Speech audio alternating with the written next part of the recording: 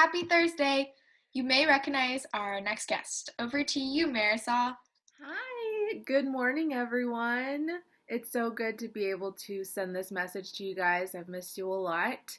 I hope you guys are doing well and washing your hands, staying healthy, and doing things that make you happy and make you feel joy today.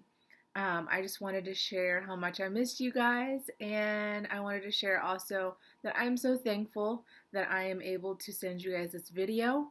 I'm thankful for a lot of the technology that we have, our computers, our phones, the TVs that we have, all the technology that is really helping us stay on top of what we can do and how we can reach out and say hi to each other. So I hope everyone is doing okay. I miss everybody so much. I'm sending you guys a big hug right now. You just can't feel it. I'll talk to you guys soon. Bye. Thanks, Marisol. It was so good to see you, and we miss you guys so much. That is our message from Marisol, and now we're going to head straight to our devotion. Today we are talking about Shadrach, Meshach, and Abednego.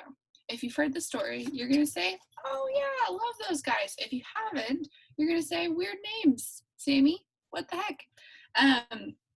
So going from yesterday's story to today's story, we are many, many years after Esther. We are so thirsty. So we are many years after Esther, and Israel has fallen under the rule of the Babylonian Empire. So these guys, the Babylonian Empire, is led by King Nebuchadnezzar, which is a really long name as well. King Nebuchadnezzar, listen, thanks. King Nebuchadnezzar put out this decree. He said, all of the best and the brightest and the best looking individuals, I want them to come to me, and I'm going to train them under my rules, my customs, and my religion.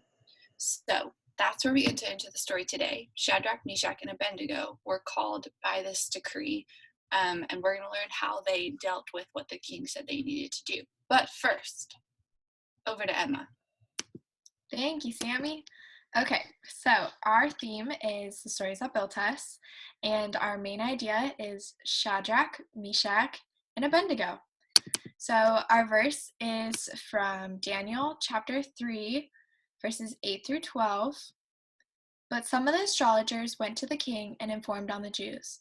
They said to the king Nebuchadnezzar, "Long live the king! You issued a decree requiring all the people to bow down and worship the gold statue when they hear the sound of the horn, flute, zither, lyre, harp, pipes, and other musical instruments. That decree also states that those who refuse to obey must be thrown into a blazing furnace. But there are some Jews, Shadrach, Meshach, and Abednego, whom you have put in charge of the province of Babylon. They pay no attention to you, your majesty. They refuse to serve your gods and do not worship the gold statue you have set up." That is our verse. Over to you, Sammy. Thanks, Emma. Just like Emma read, King Nebuchadnezzar, after calling all of these people to him and training him in his rules, customs, and religion, built this giant golden statue of himself. And he said, you have to worship this statue. And if you don't, I'm going to throw you into a fiery furnace.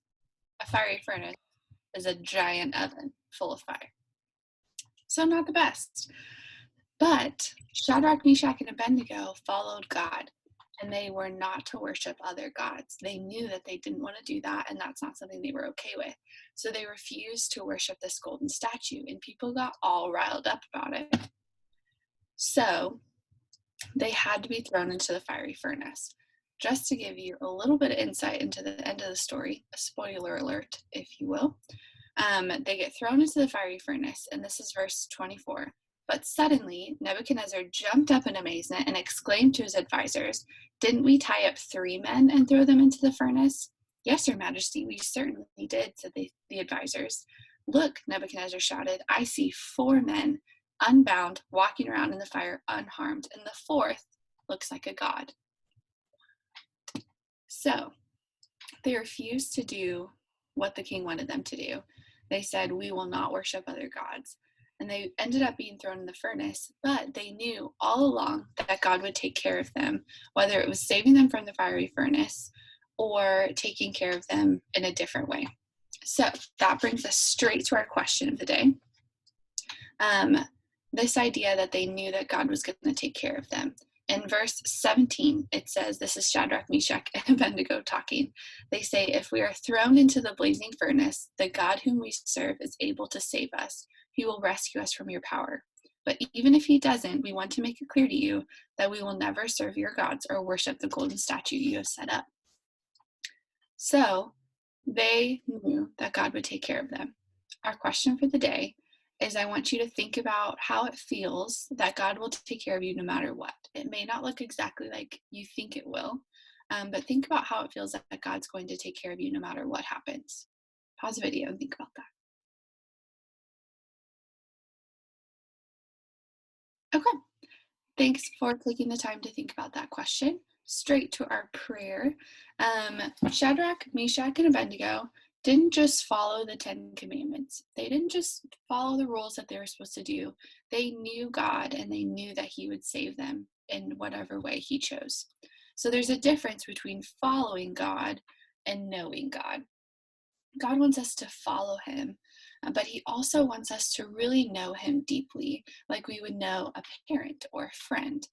So for our prayer today, we just want you to take some time and talk to God as if he was one of your friends. So this can look however you would like, but there's nothing you need to say. There's nothing you need to say to impress him, or there's no right or wrong thing. Just talk to him like he's one of your friends. Tell him maybe about your day, how you're feeling, anything like that. So pause the video and talk to God like he's your friend, because he is. All right, that is our devotion for the day. Thanks for taking the time to learn about Shadrach, Meshach, and Abednego with us. Don't forget that God is taking care of you no matter what is happening. But before we're ending the devotion, over to Emma for our invitation. Yes, so today is National Wear Your Pajamas to Work Day. So I am wearing a onesie.